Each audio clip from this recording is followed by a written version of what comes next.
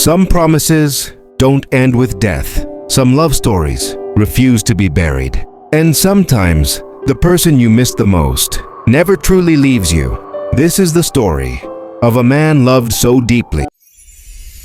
StorySphere, where every story breathes. That not even the grave could silence his promise. On the quiet outskirts of Vermont, where pine trees stretched toward the sky, there lived a woman named Eleanor Hayes. She was gentle, soft-spoken, the kind of soul who laughed softly, loved quietly, and gave pieces of herself she never asked back for. And in a world where love seems rushed, she found someone who moved at the rhythm of her heart. His name was Jonathan Hale, a carpenter with rough hands, and a smile shaped by sincerity, not perfection. Their love wasn't loud, no dramatic fireworks, just two hearts choosing each other. In the simple moments most people overlook. One winter evening, beneath soft falling snow, Jonathan made a promise, not with diamonds or speeches, but with hands trembling from love, and a quiet vow spoken into her hair, as he held her by the frozen lake.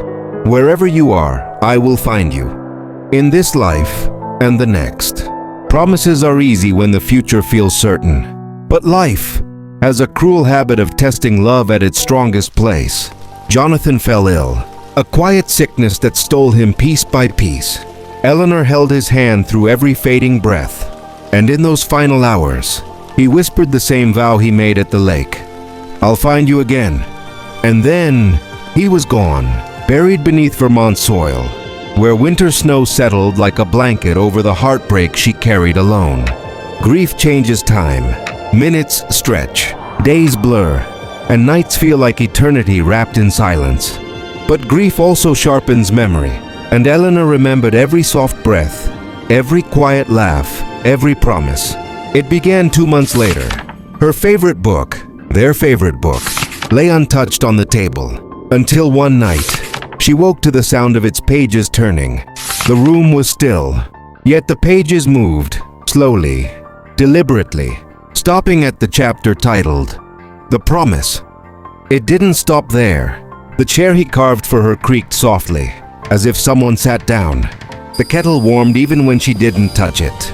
And sometimes, in the quiet between heartbeats, she felt a warmth behind her, not fear, familiarity. One evening, as dusk kissed the horizon, she whispered into the stillness, Jonathan, if you're here, stay. And the candle beside her flickered, not wildly but tenderly, like a soul saying yes. There are hauntings born not from fear, but from love that refused to surrender.